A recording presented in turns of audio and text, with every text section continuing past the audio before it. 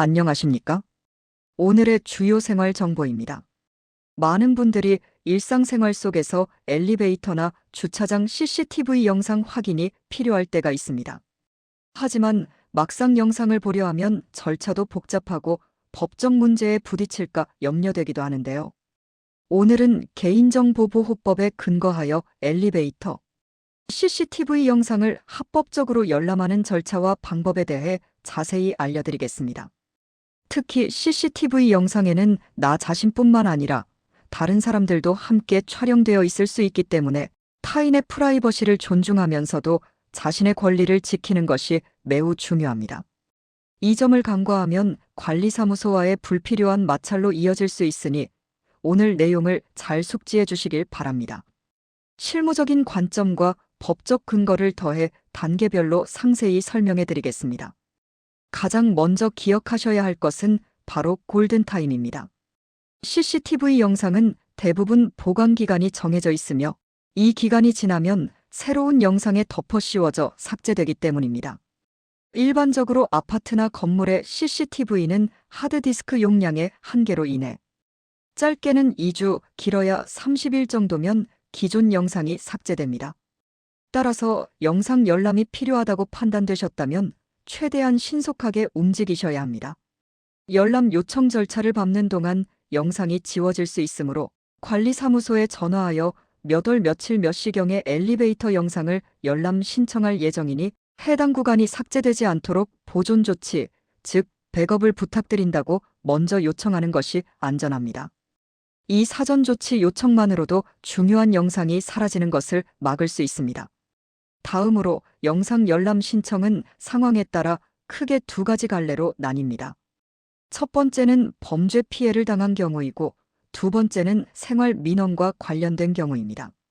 먼저 폭행이나 절도와 같은 범죄 피해를 당해 CCTV 영상이 필요한 경우입니다. 이때는 경찰 신고를 최우선으로 하셔야 합니다. 경찰에 사건을 접수하면 경찰관이 공무 수행 목적으로 관리사무소에 영상 제출을 요구합니다. 이 방식의 가장 큰 장점은 본인이 복잡한 모자이크 처리 비용을 따로 지불할 필요가 없다는 점입니다. 또한 수사기관이 직접 원본 영상을 확보하므로 절차가 훨씬 빠르고 효율적입니다. 경찰과 동행한다고 해서 관리 주체가 무조건 영상을 바로 보여주는 것은 아니지만 수사 협조 공문이 있다면 관리 주체는 영상 제공을 거부할 수 없습니다. 수사기관의 공식 요청은 개인정보보호법상 예외적인 열람 사유에 해당하기 때문입니다. 다음으로 분실물 확인, 차량 긁힘 또는 단순 시비와 같은 생활 민원과 관련된 경우입니다. 이 경우에는 경찰의 개입 없이 본인이 직접 해결해야 하므로 개인정보 열람 요구서를 작성하여 요청하는 것이 필수적입니다. 이 열람 요구서 작성이 바로 합법적인 절차의 시작점이라고 할 수 있습니다. 이제 상세 절차와 함께 현장에서 가장 많은 갈등이 발생하는 비식별 조치, 즉 모자이크 처리에 대한 현실적인 부분을 살펴보겠습니다.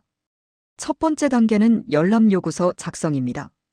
관리사무소에 비치된 양식을 사용하시거나 국가법령정보센터에서 개인정보 열람 요구서 양식을 다운로드하여 작성하시면 됩니다.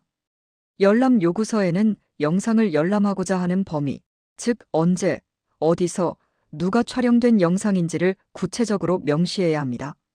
예를 들어 2025년 11월 15일 14시부터 14시 10분 사이 백일동 1호기 엘리베이터 내 본인 탑승 영상과 같이 자세하게 적는 것이 좋습니다. 이렇게 구체적인 요청은 관리 주체가 영상을 찾고 처리하는 데 큰 도움이 됩니다. 두 번째이자 가장 중요한 단계는 타인 정보의 포함 여부입니다. 이 부분이 현장에서 갈등이 잦은 핵심 요소입니다. 만약 CCTV 영상에 나 혼자만 찍혀 있다면 관리 주체는 본인 확인 후 즉시 열람 및 사본 제공이 가능합니다. 이 경우가 가장 간단한 상황이라고 할 수 있습니다. 하지만 타인과 함께 영상에 찍혀 있다면 상황은 복잡해집니다. 관리 주체는 제3자의 얼굴을 알아볼 수 없게 가리는 기술적 조치, 즉 모자이크나 마스킹 처리를 해야만 해당 영상을 열람시켜 줄 수 있습니다. 이는 개인정보보호법에 명시된 개인영상정보보호 원칙에 따른 의무사항입니다. 여기서 중요한 것이 바로 비용 문제입니다. 타인의 얼굴을 가리는 모자이크 처리는 일반인이 하기 어렵고 전문업체에 맡겨야 하는 경우가 많습니다. 개인정보보호위원회 해석에 따르면 이때 발생하는 비용, 즉 기술 처리 비용은 열람을 요구한 신청자가 부담해야 할 수 있습니다. 이 비용은 업체마다 다르지만 건당 수만 원에서 십수만 원에 달할 수도 있습니다. 따라서 CCTV 영상에 타인이 함께 찍혀 있을 가능성이 있다면 이러한 비용 발생 가능성도 염두에 두셔야 합니다. 세 번째, 관리 주체의 거부와 이에 대한 대응 방법입니다. 간혹 관리사무소에서 입주민이라도 그냥은 못 보여준다, 경찰 데려와라며 무작정 영상 열람을 거부하는 경우가 있습니다. 이러한 상황에서 우리는 개인정보보호법에 대한 이해를 바탕으로 적절히 대응해야 합니다. 물론 관리 주체가 영상 열람을 정당하게 거부할 수 있는 사유도 있습니다. 예를 들어 범죄 수사, 공소 유지, 재판 수행에 중대한 지장을 초래할 우려가 있는 경우 또는 특정 정보 주체의 생명, 신체, 재산의 이익을 부당하게 침해할 우려가 있는 경우 등입니다. 이러한 경우에는 열람이 제한될 수 있습니다. 하지만 본인이 촬영된 영상임에도 불구하고 정당한 사유 없이 열람을 거부한다면 이는 개인정보보호법 위반에 해당할 수 있습니다. 법적으로는 3천만 원 이하의 과태료가 부과될 수 있는 사안입니다. 이런 상황에 처했을 때 대처법은 다음과 같습니다. 관리사무소 측에 개인정보보호법 제35조에 따라 정보 주체는 자신의 개인정보 열람을 요구할 권리가 있으며 정당한 사유 없이 거부할 시 한국인터넷진흥원 KISA 개인정보침해신고센터 국번 없이 118번에 신고할 수 있음을 고지합니다라고 분명히 전달하는 것입니다.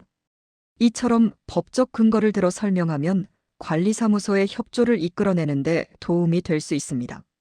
마지막으로 요약 및 주의사항을 말씀드리겠습니다. CCTV 열람을 위한 준비물은 신분증과 개인정보 열람 요구서입니다.